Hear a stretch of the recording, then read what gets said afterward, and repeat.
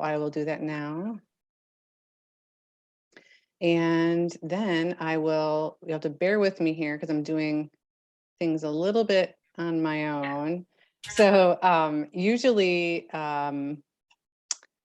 so I'll introduce myself. My name is Sarah Williams, and I am a collaborative network consultant here at Jackson Collaborative Network. Usually Amy Forrs is with me. She is another collaborative network consultant, and she is out on family things. So hoping to have her back soon. We work really well together, and I love working with her. So today I'm going to hold it down, and we're going to do it together. But I would love if we could take a minute and just introduce yourself if you feel comfortable coming off of mute and introducing yourself and your agency, if that's applicable.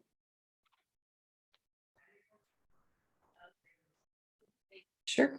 I'm happy to start. I'm Martha York with Region 2 Area Agency on Aging.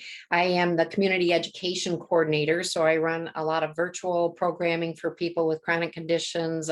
We have a lot of workshops that we do, wellness things, a lot of caregiver programs. I also wear the hat of, I'm a cross-cultural conversations facilitator, and we run those workshops still through the nonprofit network, and that's been my honor to be part of that group. And in addition to that, I'm affiliated with the Active Jackson Coalition, which was an offcropping of this whole grouping quite a while back. And it's about promoting physical activity and wellness in our community as well. So I kind of wear those three hats when I come to the Jackson Collaborative Network meetings. Great. Thank you. Mm-hmm. Sure, I'll go ahead and go. My name is Joe Beeman. I'm with the Michigan Department of Corrections. I'm the probation manager, program manager for special alternative incarceration. That's housed at the Jackson Cooper Street Correctional Facility. I actually kind of act as a liaison between the parole process and the Offender Success Administration that the department has put in place around the state. So honestly, I'm from Jackson. I'm always looking for other connections. I try to sit in on as many dialogues as possible around the state as it relates to communities that are trying to connect individuals, all types of individuals. They don't have to necessarily be from corrections, but they may have some other needs, substance abuse need, mental health need, some other form of care that they may need. So again, I'm strictly here for my own edification, and then anything that I might be able to help our department to increase its connection to the communities that we serve. I think is important. That's great. Thanks for being here. I was going to, well, first of all, I'll say, I hope everyone is here for their own edification and also that you find value in it. And yeah, I look forward to hearing more about the work you do. And I'll speak selfishly. I don't think I've met you, but I'm also like new-ish to the network, not really anymore. But how did you hear about the Affinity group, or how have you been a part of the network for a long time? Me? Yes, sorry, Joe. Yeah, I have not actually. What I do typically, what I'm doing in Jackson, I'm on a few different boards. I'm on a United Way board, the community resource board. I'm also on a board with the Jackson Community Foundation. I've done a variety of different work kind of in the Jackson community.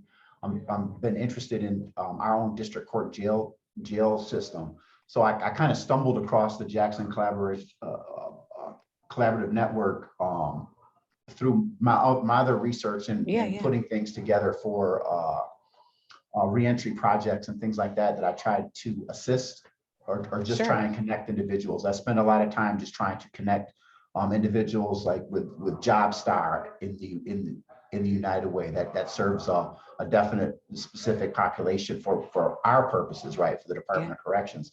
But also, we'll find that individuals' families will also need support once our agents get into the homes. It's not just the individual may be the person who we're supervising, but their family needs may also be a contributing factor to why their supervision doesn't necessarily go well. So again, I'm not here to represent the Department of Corrections. I'm more of what I do is this process, but I am part of Offender Success, which gives me a little, or I'm not part of Offender Success, but I'm connected with Offender Success in the process that, however many feelers we can put out, if I get something good, then I contact Aaron Dungy at the parole office, and I let them know what I find out in any county where I get information. So I just try and be a connector of services and Sure. like-minded thinking individuals as it relates to how we can improve our communities by investing in people. I love that. Sounds like you're in the right place. And I promise that we are an informal group, I would like to say, and that we will not hold you to wearing a hat of an organization, or it's all about what you want to offer and how you, and the entire, we'll cover a little bit about it as well, but like the point of the groups, also the point of the gatherings is really connection and also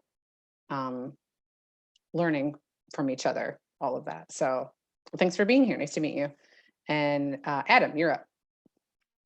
Yeah, I put my contact information in the chat too, because this is the first time I've seen Joseph in the meeting, and we should probably connect at some point in time. My name is Adam Grant. I'm the new executive director of A Brighter Way. And even though we work out of Washtenaw County, I've been working out of Jackson County for the last couple years. And we still deal with Region 9 for offender success too. So I'm working with them as well. I've been coming to these affinity groups since we started them. I think they're amazing.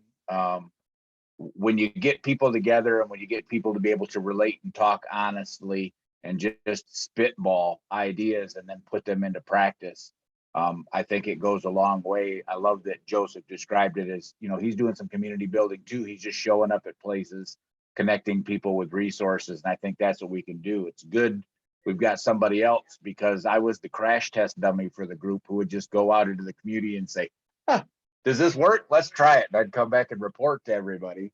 I'll still do that, but it sounds like Joseph is going to be a good addition. Sarah will always act like she's like overly humble. She's a rock star.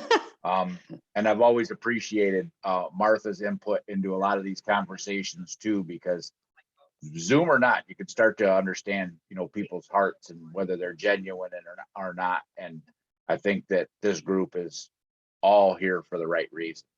With that, I have to leave. No, I'm sorry. Nope. I apologize. Maple syrup. It is.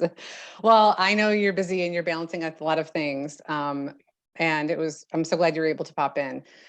Joseph, would you mind adding your email into the chat just quickly to make sure that you all can connect afterwards, and that I make sure that I have the right email to follow up after today's email? I'm gonna pull that off there too.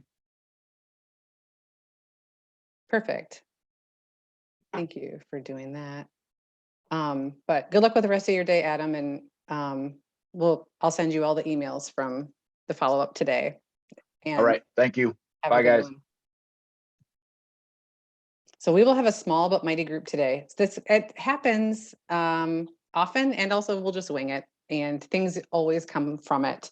So this is just a quick description of the groups we have. So right now we have 3 affinity groups, and they're all tied around different root causes. And the network has found that gathering people together around root causes and big issues tends to move the needle better than like just bringing together people around health or just bringing them together around education, but actually bringing them together for today. So the example is improving trust, like regardless of what sector you're in, whether you're working in Department of Corrections or you're working in education or you're working with young moms, building trust can be a common theme. And also the interventions and the challenges and successes can be similar. And also if you're doing strategies around it, we want to know so that we can say, actually, we have 7 different 7 individuals who are doing strategies working to improve trust, and then you all can connect too. So what else we have here? Focus on how to partner with community members. Adam did a great job of being our commercial. I didn't even pay him to do that, but the idea is to really partner with other people who are doing similar work, and to really understand the deeper root causes, right? We have a lot of times, like, especially if we use like the trust example, we tend to say like, well, how do you know that there's a trust issue, and like what data have you collected? And We will talk a lot about, we always will talk a lot about data and how you know something is happening. But we always want to get down to the deeper root causes of like, well, someone's not attending our services or we're having low attendance. Well, why is that? Why do you think that is? And so these groups are great to have the deep conversations about why things are really happening, and also like not afraid to have the ugly truth, the true data, so that then we can make changes. And then Amy and myself are service facilitators. These are really partner led, and they take on their own form depending on who shows up and where the conversation goes. I think someone described it as like informal with a little bit of structure, which is great in my thought. But yeah, we also are able to help facilitate connections, or if you're stuck and need like a technical assistance help in a certain thing you're doing, we serve in that way as well. And then these are just the goals that we hope that people take away. Knowledge and skills necessary to drive action and systems change. We really like to talk about a lot of people are doing great work in programs, and programs and systems change, right, are not mutually exclusive, but sometimes they are. And a lot of people have great intent with a lot of programs, but they're not sustainable, or they're not actually like being connected to a big system change thing. So we like to, which is why we have the root cause groups, which is why we have these affinity groups, because we're trying to tie all of these good work into systems change and how we're changing systems. Enhance connections between partners. And I think, I swear, it seems like every affinity group meeting that we have, there is usually a connection that's made in that outside of the meeting, and people connect over a thing. And it's one of my favorite things about it. Building trusting relationships with people with lived experience to elevate community power, understanding that communities know what matters most to their health and well-being. We'll talk a lot about that too, about making sure that the strategies that are being discussed and the interventions and all of these things are being designed with people that are closest to the problem in the center, and that I'm not designing an intervention for people that don't look like me, and if I haven't asked their input. And then we will always track and measure progress so that we can show that we're making progress, and then obviously adjust as needed. Just a quick group norm. I also like to think Adam did a pretty good job of vouching for this too. We hope to create a spot where it doesn't feel like there are questions that you can't ask or put any ideas on the table. We've had lots of people say like, oh, I'm doing this thing. And someone else will be like, oh, well, don't do that because Dave will never allow that. So go to Jim instead or whatever. So like there are, we just hope to create a space that feels honest and also transparent and can share successes and barriers. We're also not really sugarcoating people. So if like something isn't working, we love to talk about that too. And then here are some different ways that we move to action. And this is like the ways that we can help and the ways that we track things. So we have a partner profile in our system. And actually, I think I took a screenshot. So it's a public facing part of our website where a lot of our network partners have entered in information. This is like a live, not live, but this is like an active screenshot, and people have entered in their name, their agency, email, and like 2 sentences of what they're doing in the community. And then, so like Joe, you'd be able to get on right now and say like, oh, Marcus is co-leading trainings. I didn't around like implicit bias, like, oh my gosh, I didn't even know that. I'd love to connect with Marcus. And then the email is there. So there's a connection piece in here that doesn't have to be facilitated by us, but it also helps because we ask you to choose a root cause, at least one, you can choose more, so that we know what you all are working on. So I know that Terry Langston is working on interventions around lack of trust. And if a lot of people are saying, actually, I'm working on service providers do not deliver evidence-based care, that shows that maybe there's a need for a space to talk about that. Like, it's just a way for us to know what you all are doing. And so that is our partner profile. I'll make sure to send a link in the follow-up email so that if you have not entered your information, it's a pretty quick enter. And then you can also browse. There's lots of people that have entered their information there. Also engaging in affinity group discussion. You are here now doing that. Completing action plans. So that's kind of our next step after partner profile and after you've engaged in a group discussion and you're like, oh, actually that was super helpful, but I really need a little bit of targeted help. I really am trying to build trust in the community and I've met with this group, but it kind of went nowhere. And so Amy and I serve as thought partners and support people to help really ask thoughtful questions around how can we best support you in the work that you're doing. Lots of tracking and reporting progress, and then of course reporting successes and helping walk through barriers. And through that. So here are some things I'm gonna what we've been doing in the past few meetings is really talking about some strategies that you all are working on regarding building trust, or maybe that you want to. You don't have to have things that are fleshed out, but some things that you're working on around building trust. How do you even, or how do you know that there's a need for it? Kind of wherever it takes you. So here are some things that people have said in previous meetings around building trust. And actually we've had, I think like had movement around some of this too, which is pretty cool. So scheduling meetings with people to build relationships. Adam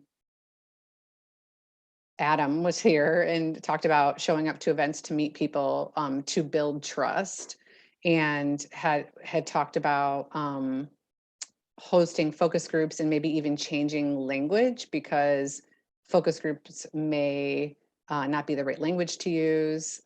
Angela with Michigan Works was talking about getting in the community, telling them that they're there. Lack of diverse candidates for employee roles, employee turnover can hurt trust. Sarah, I remember our conversation, it was a couple months ago that I attended where that barrier about the diverse candidates came up with the Henry Ford Health Systems. There was some sort of a questionnaire or some sort of a step that people had to go through that we were finding out was ruling people out. And so they lobbied to get that removed from that interview process to allow a more diverse pool to come up. So that was kind of cool. I do remember that. They did, yeah. Good memory, Martha. That was one of like, we have yet to like find a way to capture these successes, but you're right, from that meeting, and we had, I think Lori Gustafson was attended as well, and she's a part of Henry Ford Health System, and they were talking about how you know, there's a perception in the community and like rumor, not a rumor, about that it's hard to get into Henry Ford Health System as an employee, like you have to know someone. And so how do we do that when Angela with Michigan Works has people that want to work and Henry Ford is like, hey, we need workers, help us. And we're like, well, what's happening here? And there was actually a meeting with HR and they talked about like the truth, like you should know, if you don't already know, there is a perception in the community that it's hard to get in. And to me, that's a huge trust piece because, and there's also like a barrier in systems and all of those that kind of overlap, but building relationships between like Michigan Works and Henry Ford. And I think you're right, because I think, and Angela had brought up a certain person, either she's related to or a friend or something, but I think they got an interview and after all of this work. So I feel like I would love a follow-up to find out if Henry Ford actually like did like modify, edit like permanently, you know, because and we talked about that too. Like I used to work for the state of Michigan and like the weeding out and the screening questions are just out of control. Like if you don't answer everything. You don't even get to a human person to like see if you are good enough. So yeah, yep, And you're right. along those lines, and I don't know if you go by Joe or Joseph. Yeah, no, Joe's fine. Joe is fine. Well, Joe, I seem to recall, didn't you run for office? I did. Yeah, I ran for sheriff the last election. Gosh, I loved your platform. I don't think you were I don't think I lived in the area where I could, do the voting that made a difference. But we've got a major issue with the leadership in our community and the decision makers. And I was so happy that you were running and trying to make a difference. And I want to say, do it again, keep up. Well, no, yeah, We thank you. I need some appreciate new it. voice in there. Whew. Yeah. Yeah, criminal justice is tricky. Yes. It's a tricky space. Because kind of what you're saying, all of this trust thing, I mean, these things that people are saying, employee turnover can hurt trust. Well, look, the department's struggling right now just with them, being able to employ people because of this negative connotation of the job, because the job is horribly negative.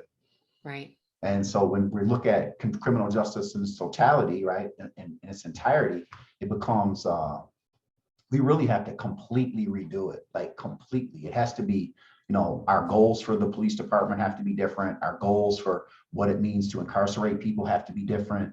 Our understanding of what makes people dangerous, half the population is typically in states is, mostly, mental health, a lot of them are mental health cases, untreated mental health cases, a lot of them are addiction cases.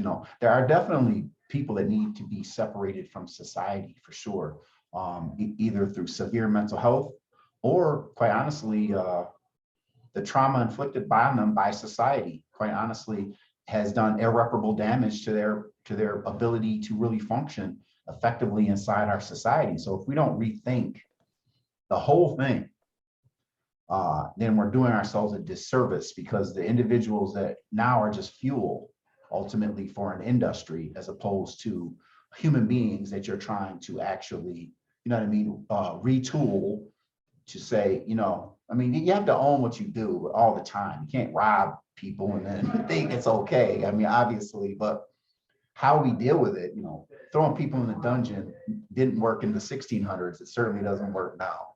We've got centuries of data that would suggest that this type of incarceration is not the best thing for our society. So no, I do appreciate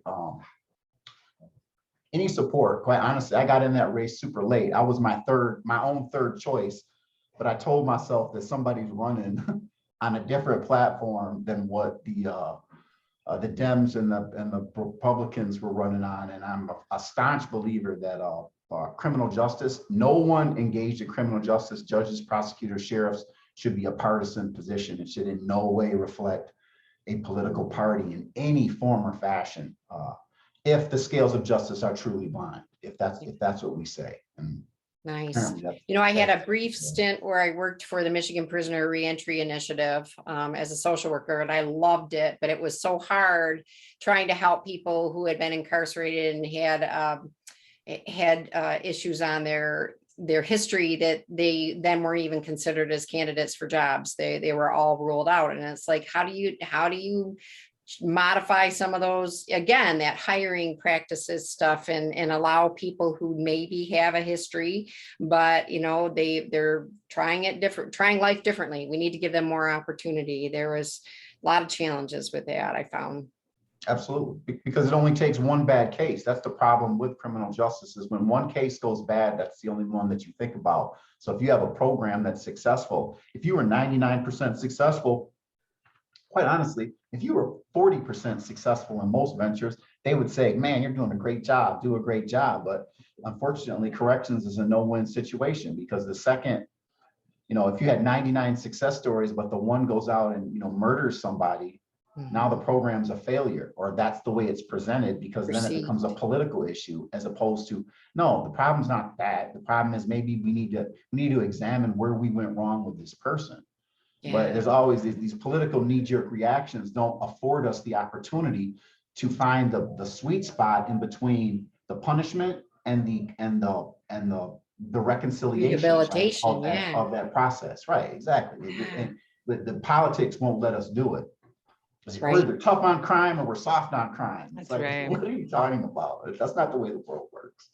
I still remember this fellow. He was on I was a medical case manager at the Center for Family Health, and he came out and he was on my caseload, and he had such desire to try to live a different life, but he had been incarcerated since he was 16, involved in a group incident that somebody was murdered. And by the time he came out, he was like 30 something. And he said, everything's technology. I don't know. I can't use all this computer stuff and all this cell phone stuff. Like, he had no skill building to be able to function in what was current day life. And so it was just really easy to hop back into, well, I'm just going to go do something criminal and get back in where I can be taken care of better. Like, it was really, really an eye opener to think about, how do we equip people? How do we, give them a chance, but also give them literal skills. And I know that that's quite a while back that I worked there, and that was my experience. I'm sure there are a lot of awesome programs going on now, but if there's anything that I can do from people who might be managing health conditions and trying to live a healthier life, and could participate in a virtual program, I'd love to partner with you on, ways that we can get them included in some of the programs that I run that might help them at least with their well-being that way. Yeah, no, absolutely. That's what I'm honestly, I'm constantly looking for things like that, especially for special alternative incarceration, because we came from, we actually used to be the boot camp program in Chelsea. Oh. So in the 1988, the Michigan legislature actually wrote special alternative incarceration into law. So the department's required to have this program, but it was a military-based program where there's a lot more marching and kind of drill work and stuff like that. Well, that was in 88, 90s. Now we're in the 2000s. The data suggests that doesn't work. Okay, you can't turn these guys into soldiers and then think that now they're going to fix themselves. So the program iterated a lot to now we're trauma informed. We do domestic violence. We still hold them accountable for, like, they it's yes ma'am, no ma'am here. It's, your room is kept a particular way. You get up every morning early, you make your bed, right? You learn these kind of things that we take for granted, but when you were raised in a household where none of those things were obvious, chaos. Yeah. But and we're also and so we do keep them strict, but not in that kind of, bullying, humiliating kind of military, what's wrong, scumbag? Where do where all that's dead. We don't do any of that stuff. That those guys have been talked to like that their whole life. But the last thing we need to do is use that language. But at the same time, it's the job placement and programming. Because most guys, when they leave the population, their assumption is that they're going to do fine. But these obstacles of employment, Nation Outside, honestly, has done a great job. I'm sure you guys are familiar with the Nation Outside. If you're not, tell me more. Yeah, Tony Gant started or was one of the founders of a group called A Nation Outside.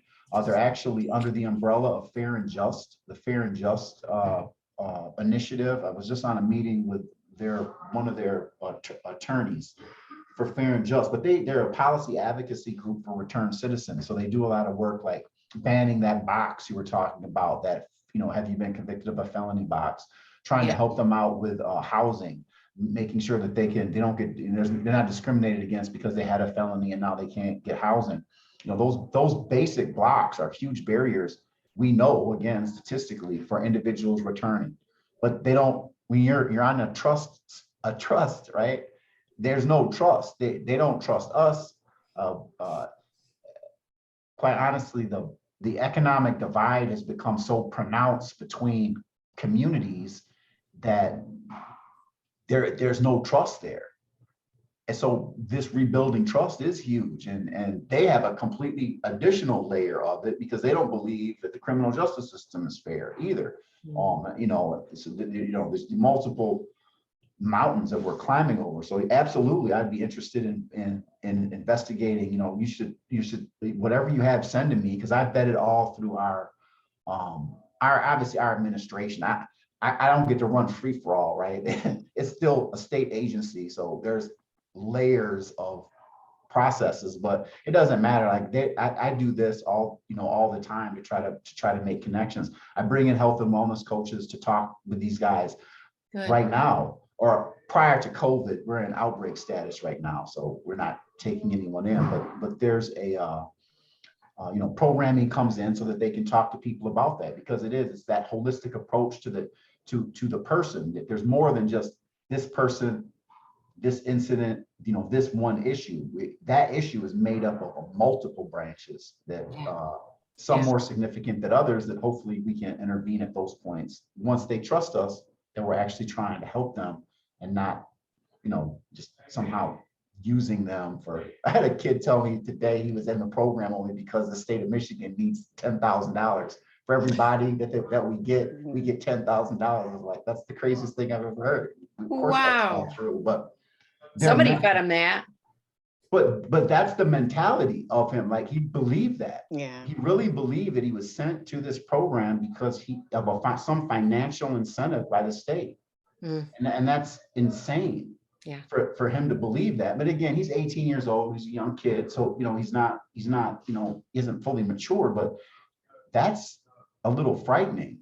Yeah. That you would come in there and believe you were sent as if you were, again, like a commodity, like, you're And like if somebody's gasoline. feeding him that information to continue that great divide, then that trust building is so monumental. I mean, it's a tough thing when you got everybody putting that kind of stuff in your head, that these people, they're so untrustworthy, this is what they do to you, like, it's hard. It's really hard. Especially when that's their real paradigm. They literally see the world completely different than we see the world, like entirely different. And then that's most of the individuals that are suffering from these areas that your group is trying to connect people in, the mental health, the substance abuse, these things, many of them, once they get sucked down that rabbit hole of a completely different paradigm, and then they start to accept the realities of that paradigm as normal instead of what we're calling, get up, go to work, pay your taxes, whatever that is that we do.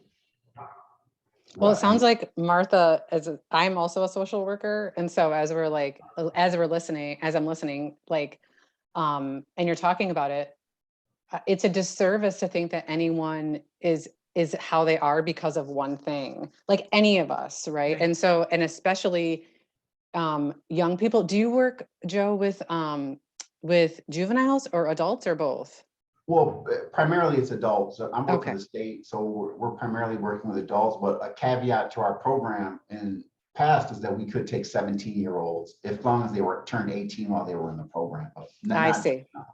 Okay, so yeah, like just thinking about and how you were talking about, and I also I feel it. I shouldn't assume that everyone knows someone, but I also have people that are close to me who have also done this. Like, a thing happens to them, usually like a traumatic event, and then they're not supported, right? And I love so much, it's going to be a tangent probably if I go off on like how excited I am that someone like you is like running for office for sheriff, because I also am a believer in systems have failed people, and also systems have been designed to fail certain people more than others.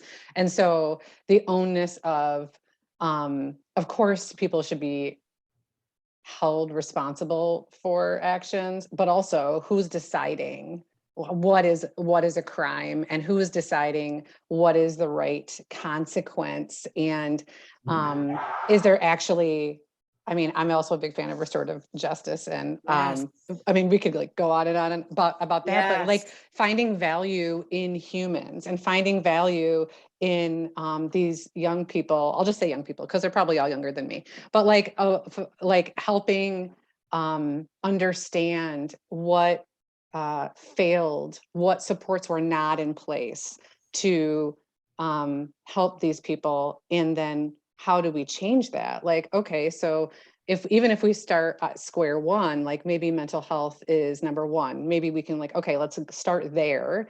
And then after that, right, then like, okay, now let's talk. Like, it usually goes hand in hand if there's substance use. Okay, then what else? Like, is there a housing piece? Is there a social support? We already know data shows if you're connected to a person, your odds of success are like so much higher and all these things, right? So I just am, I have so many thoughts, but I will say I don't live in Jackson. But if I did live, I would like sign up to be I would knock on doors for you. It really is because you're right about the whole, and there's a lot of people who believe it is very polarized, right? Around the idea of criminal justice and what that means. And should there even be a system and all these things, right? But like, it's very encouraging for me to hear that someone with your level of empathy and wanting to change things is in there doing it. And I just want to say that's also lovely and so encouraging. Like mines, that's why. See, that's where you end up. It is. That's right. You're meant to be here. I'm so excited. See, that's what happens. It's weird. It is. It is. And I hope, oh, go ahead, Martha. I was just going to say, I think what comes along with that whole system reform is the recognition that you have to invest a lot into it. It'll have a good payoff in the long run, but it's going to cost a lot to do some of this changing, and it's not just changing. It is one of the most difficult things is changing mindsets, for sure. Yep. Yep. Yeah, no, Sure. absolutely. But then you also have to have money behind it to say, I'm going to run this program differently, and I need your financial backing to staff it differently and run it differently and make it look different. And then you have to have decision makers. Oh, I'm sorry. No, criminal justice is expensive. Yeah. Yeah, it is. My brother-in-law, John Evans, used to be up in the higher ups in the juvenile justice department, and he had some programs that, again, they were investing in the juvenile justice, saying if you fix it now, if you get this stuff running differently now, you're not going to have all that cost later on down the road. And he did what he could before he retired, but it's tough getting the dollars behind it and getting the decision makers behind it too. And our local decision makers, we need some help. Yeah, there's no incentive though. They're just not, everything is incentivized by dollars. So when dollars are making every single decision, it makes it difficult. I know that's kind of old school, like, well, yeah, but it's completely true. If we invested in education, corrections in the state of Michigan is still the biggest budget. Like that's not a secret. That's public information, and that's not a knock against corrections. It just makes me ask the question: why would an education? That's like, right. I can think of a variety of different departments that my expectation would be that it should be the biggest department, that because we spend the most money on what's important to us, don't we? That's right. Isn't that That's our right. culture? That's our right. culture is that, right? That's right. That's supposed to somehow show value. Right? That's right. Is this idea of how much we spend on it? Well, we're spending all our money on corrections. What do we expect? The outcome, the ultimate outcome to be, that's right? That's right. This is what we're doing. So well, and now we're in the topic, like I think Martha said too, because I'm also a public health person, and prevention, you can't get decision makers to buy into prevention. I mean, like usually there has to be a tragedy first, and then they're like, oh, you're right, we should do mental health in schools. Like my previous work, in my previous position, I worked for the state of Michigan, and I was trying to help integrate mental health and education systems and talking about the benefit of getting to kids early with all these supports. But like, it was so hard to embed because it's hard to show the benefit of a lack of a thing. Like we have data to show that kids feel more connected, and their referrals to the offices decrease, and the school to prison pipeline is changed, and all these things. But like, it's impossible to get, like you said, Joe, like it's so maddening to me. I had to like just end up I fought it for like 2 years at the state because I was like presenting all this data to all these higher ups about like connectedness Yeah, and I'm sure like they love that. mental health. And they're Yeah, like, they love that. yeah. And then I was so mad that I would vent privately. And then to them, I would present it in dollars because that's the only effing thing they cared about. And I was so mad. And then I just was like, whatever it takes, I'll just give you what you want if you just help me make these changes. But that exactly. So to me, it's so hard because like you said, where people, I believe both people vote with dollars. How you live your life and spend your money shows where you value. And I believe that as our society too. How are we spending the most in corrections? Like, and also what even is corrections? Are you Right. like, what does that even? Yeah, what does like, that mean exactly? Right. Yeah. What are we paying for exactly? What are we paying for? Yeah. And again, this is not a knock on corrections. We built it like this. Yeah, that's like right. That's right. We all built it exactly this way. So That's we right. all have to be the ones that decide. Like, there also is this misnomer, like you can't do cool stuff under this new idea of criminal justice, like this attack on police. And I'm like, listen, if there's a tactical need and you need a team to go in a very bad situation, That's and they need to be able to they need to be trained this way. When it's like I use this example frequently. We pay teachers, right? We pay teachers, police, firefighters, and ambulance workers a pittance, and they're allegedly the most important things in our lives, right? If my house is on fire, you want somebody to come put your house out, right? If you need the police, you want to call 911 and you want them to come and show up, right? If I'm at my house and an ambulance is taking me, I want an ambulance to come to my house and take me to the hospital. And clearly teachers are taking care of our children. What's more important than that to us, right? Oh, and you We should don't pay any see, of these positions. None of these positions do we That's give right. any economic incentive to be good, to be and you really want to good. go down the rung of pay, go to caregivers for older adults, right? Right. Pay is terrible, terrible, and we do what we Taking can care of our to, loved ones, right? With Right. dementia, and our right. loved ones with other issues that we have, and we don't pay individuals. I would believe, I'm a much firmer believer in smaller forces, the use of technology. Like for me, law enforcement shouldn't be writing speeding tickets. Like, we got cameras that can do that. Yeah. You set cameras up and you put them on notice. That's right. You That's put right. notice up and you let technology handle that stuff. You pay Nice. police more money, but you make them do more, and then you make them hold them more accountable, and you give them great training. You give them great tactical training, and you give them great human training. That's right. So that they understand, and then you give them the resources. The form of criminal justice doesn't include just tearing the system down and calling it bad and being like, oh, look how horrible it is. It's about pouring into the system. That includes the people. Like, if you want the best law enforcement officer, then we have to incentivize that, right? If we want the best mental health person showing up, or the best firefighter, let's give them the best equipment and the best stuff possible, so that they can do their jobs, these really important jobs, and they feel. Remember when it was like an honor to be a policeman? Yeah.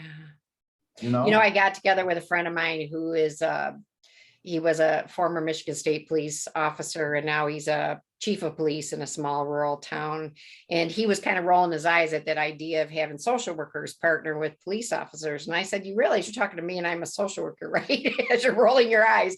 And I said, I have ultimate respect for you and for your departments, and I have ultimate need for you, but I think that we can complement each other and work together, and might help so that those police officers have their skilled training, but so do the social workers, right? And maybe it's not a matter of making a police officer be a social worker too, but might be putting the two things together with their own expertise to help de-escalate a situation more effectively and more compassionately, and absolutely. It can look however it works in those communities. That's what's great, is your community can decide, but they have to decide that we're going to do it differently. Yeah, that we're going to start doing. I mean, there's a lot of non-lethal weapons or non-lethal devices that have been developed that are very successful in apprehending people without shooting them. Like a gun, Yeah. it almost seems, it's almost like that's from the West, the Western. Yeah. It's like, well, why are we Yeah. still using guns? Like, Yeah. this is really what we need to control our population, our guns. Right. Right. You know, I mean, they have some pretty cool stuff, honestly, for like stopping people and like Right. carjackers now. Pretty sure how many cars can just be shut off by OnStar or your Toyota online things. Like corrections is so far behind, but they spend so much money that you would think that it's, you know, that we're building Tesla rockets or something for the amount of money that we've been spending for, you know, the last 50 years on incarcerating people. Well, to me, it felt, I mean, it's also hand in hand with the police system, right? Too. And both, to me, like you were talking, Martha, I'm a huge fan of having social workers, you know, work in police departments, but I would be lying if I said I endorsed the way that policing is done. And we've talked about this too, around like what police should be spending their time on. And also, so they're not strapped thin. So then they're actually doing what we all need them to do. And they're not using or not even knowing, they're using their bias to do things like over policing certain areas and neighborhoods and things like that, which is also obviously directly tied to who is incarcerated, you know? And so, so to me, this is so not, I'm just going with it. I'm like, I'm probably not even wearing a network hat at this point. I'm just chatting. But like, if I was thinking of like an ideal world, I would love to be a part of that, like prevention, mental health, like how to support people in this really holistic, supportive network, but that it would not be in the way that corrections are done right now. And it would not be in the way that policing is done. And if I'm going to be really honest, a lot of social workers I know also are not helping things because they're not aware of their bias and they're contributing to a lot of the inequities. And I mean, we won't even get into child welfare stuff because I've had my hand in like the foster care system too, you know, and it's all related. It really is. And in the dream world, I would love to be. So let the record show, this is a recording. Joe, when you become sheriff, I'm going to become your social, I'm telling you. We're going to be doing good work. I mean, regardless. I mean, that's the good thing about groups like this, quite honestly, like, or just honestly, there's a ton of really positive things going on in Jackson. Jackson's an interesting, you know, just the demographics of Jackson is kind of interesting. Its location is interesting, its size. But yeah, we're going to keep working in the jail and all that, you know, those things. I think like Elmer hit, to me, the city police do as good a job as any law enforcement as far as their connections. Like you'll at least see them down at the interface shelter. Their officers will be in there serving food, or you at least see them doing, you know what I mean, trying to engage the communities. Their officers are pretty diverse, you know, and Chief Hitt's been pretty, you know, active in trying to recruit down at the King Center, like out of just strange, you know, just, you know, I mean, he makes efforts, and, you know, just so there's a lot of good that's going on. It's just keeping that momentum, honestly, because we've been talking about these same things for so long.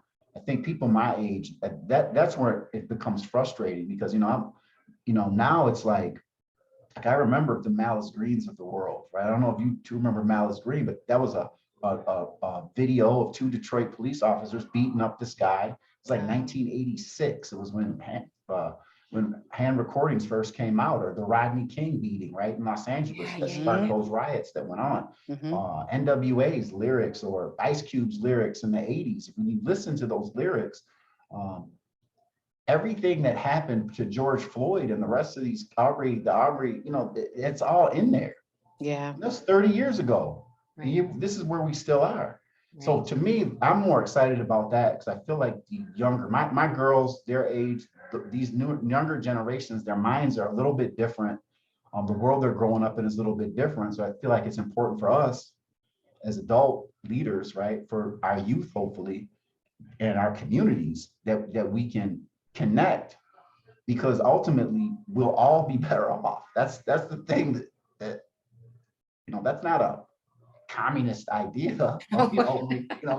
We're all going to be better off if we start investing in people and stop, you know, making the whole singular focus how can I sell you, another piece of garbage on Instagram? I don't, That's right. our values are so out of, seem out of alignment, but not, it's not untenable, but I'm telling you, we're getting close to a no turning back environment, just the way people are. People won't, it's hard to get people just to listen or to change their mind. Like even me, like it's tough for me to change my mind, but I try to stay open-minded. The older I get, the harder that becomes. It's because we know more. Yeah. I know more, as as I get older. No, I love that you said that too. And I agree with you. It's hard because I feel like the default, and again, I know I'm a social worker, blah, blah, blah, empathy. It's easy for me to go right to, I care about all humans. And like, that's my value. That's how I define value. Obviously, like I also run programs. And so I have to show outcomes and I have to show that this money was, well spent, blah, blah, blah. But like, I care about humans and I feel confident in saying, I don't think that's where everyone is. And so how do you like get to, and I know in my head that we have to unite as a together in order to move a society forward, but it feels so difficult, impossible when other people are defining value differently. They're defining it as either money, power, success, or their individual, this is how this thing is affecting me. And if I help you, that means it takes away from me, And so having such different definitions of value and meaning feels so hard to like bridge that gap, It was really, and I'm going to have to hop off here in like 2 minutes. I'm sorry. No, that's okay. It was really an eye opener to me when we did our very first cross-cultural conversations workshop, and we did it with my organization, and it was a mandatory training for like 60 people, right? We did two groups of 30. And because it was mandatory, a lot of people came who weren't in a place that they were receptive to considering some of the ideas and weren't invested in thinking, I want to open my mindset or broaden my perspective.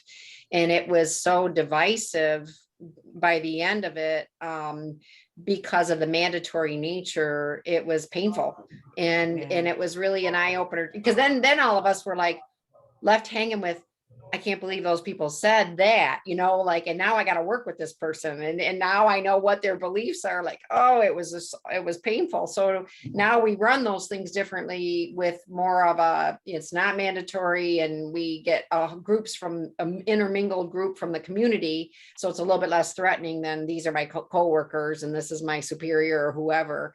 But it just really has made me keenly aware of how challenging it is to change mindsets, and how, how tiny those steps have to be to get people to see things from another perspective and to be open to considering something different.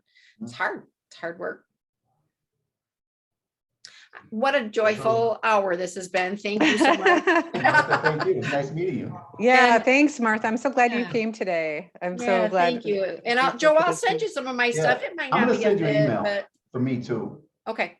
All right. Sounds good. And Sarah, great to see you. Thanks. Same, Martha. Take care. All right. Bye-bye. Then there was 2. Well, Joe, was there anything that you were going to say that,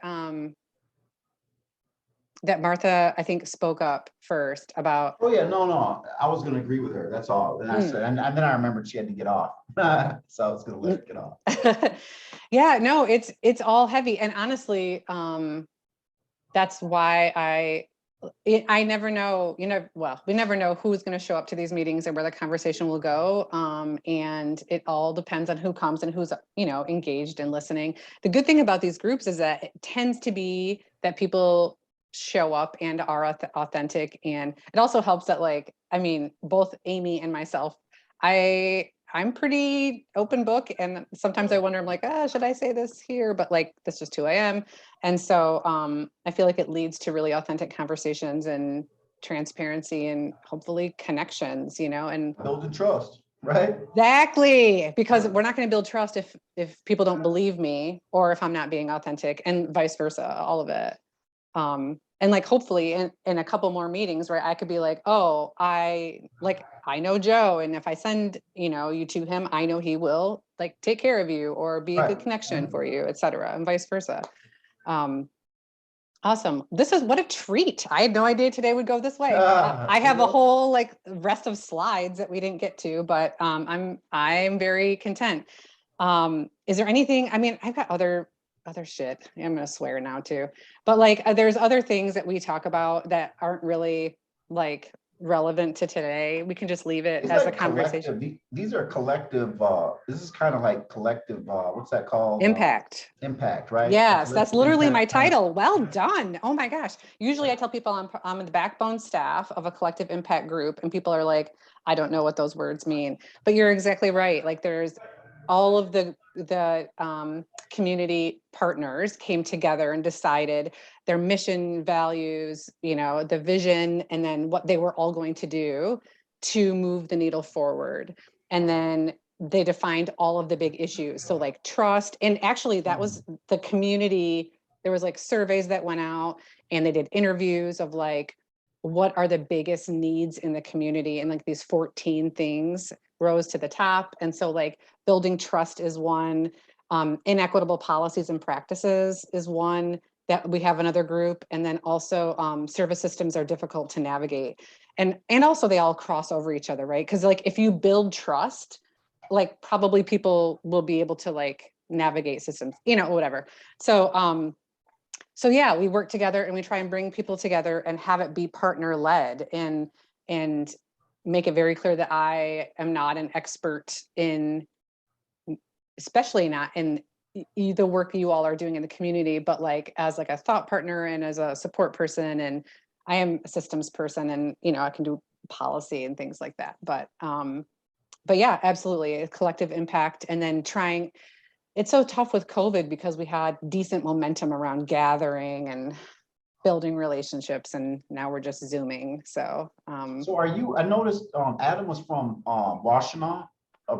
yes, newly from Washtenaw has done a ton of stuff. They've got a really interesting kind of built-in, or they're trying to develop kind of a built-in kind of diversionary program for their jail. I know they've been doing that for quite some time.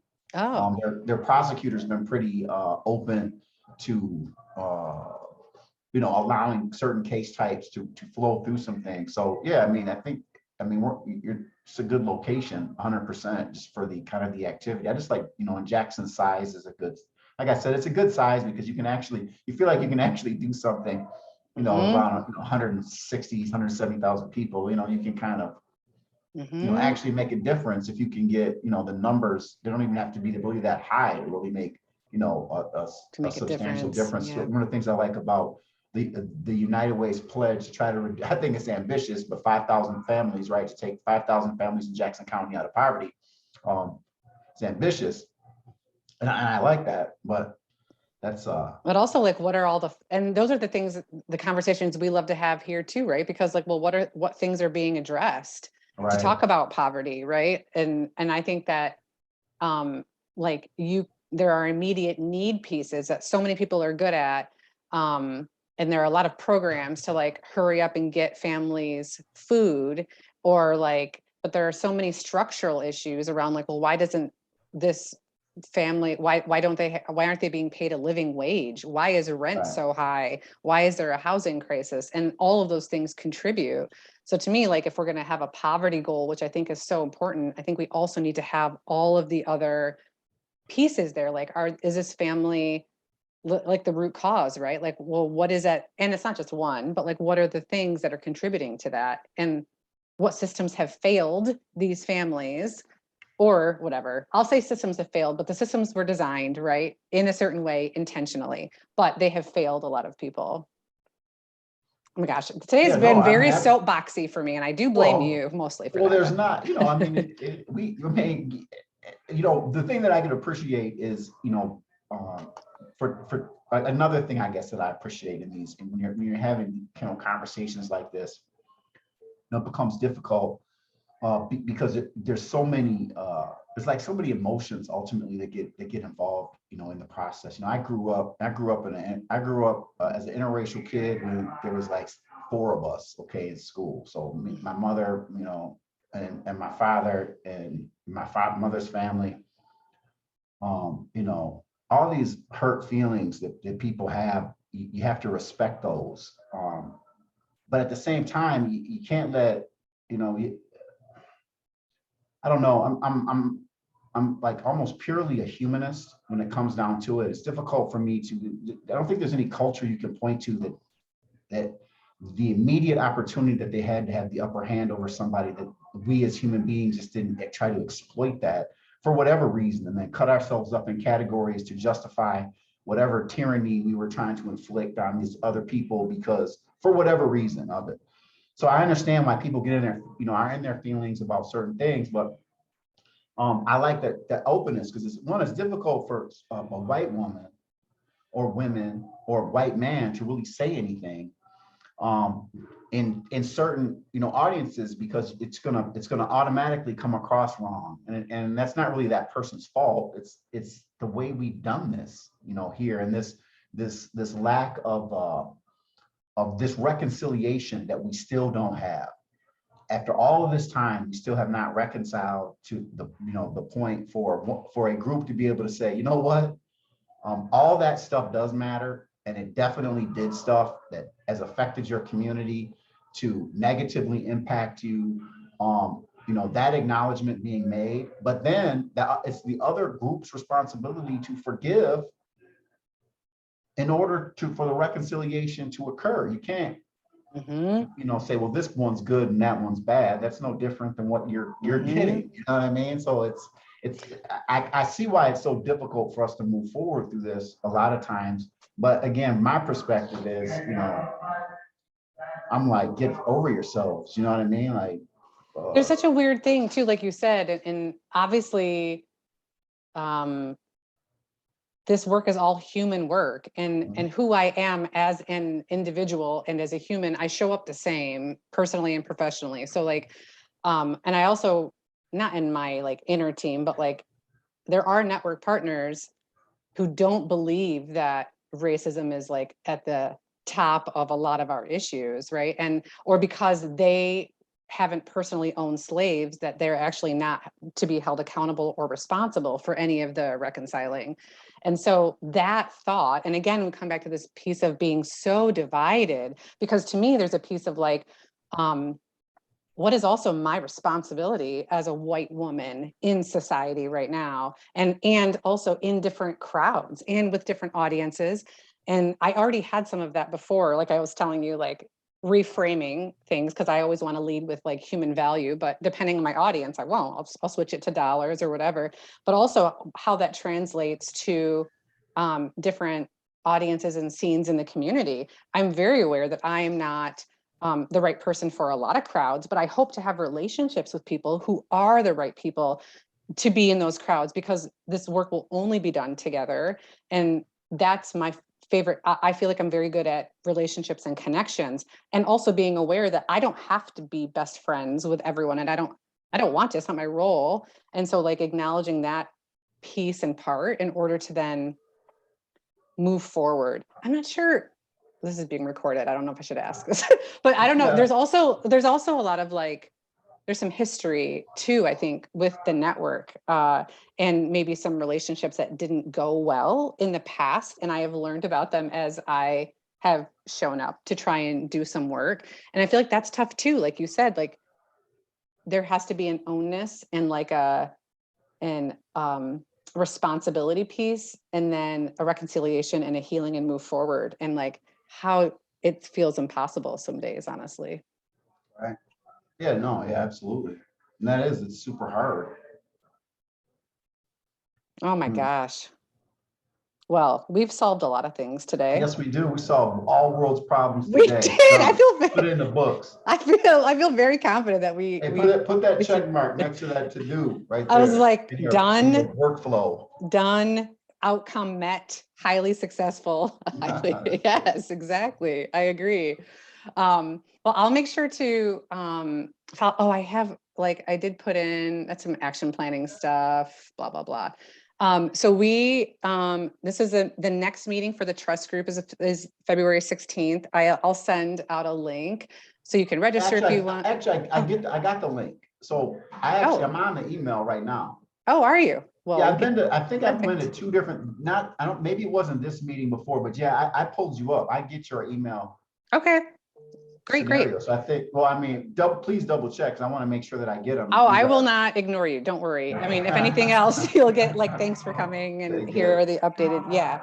And then these are the other 2 groups I talked about. Like, we have a goal to add another group this year, and it will all be based on what people say they're working on. So that earlier when I was talking about the partner profiles, if you go in there and say like 2 sentences, right? I'm working with adults to blah, blah, blah. And also, I mean, it's up to you, even putting in like looking to connect with other people, because to me then it's like public facing and people can see what you're doing and your desire. But right now we're meeting around people like doing strategies around equitable policies and practices. And then people working on how to make service systems easier to navigate, all the systems like education, foster care, child welfare, all of them. And they're all rich discussions, and they all are pretty much this transparent usually. And hopefully in the future we can gather more people. It's just, slow with momentum, but I'll send you all of this stuff, and then just obviously feel free to reach out ever if you have a question or clarification. And it's just me right now, but usually it's me and Amy, and we're both very personable and honest, and will help with whatever. So is there anything else I'm missing before we end our time together? No, good to go, I think. Thanks, Sarah. Yeah, thanks, Joe. Nice. It was great meeting you, and I hope to see you again soon. For sure. All right, I'll talk to you later. See you, Sarah. All right, bye-bye.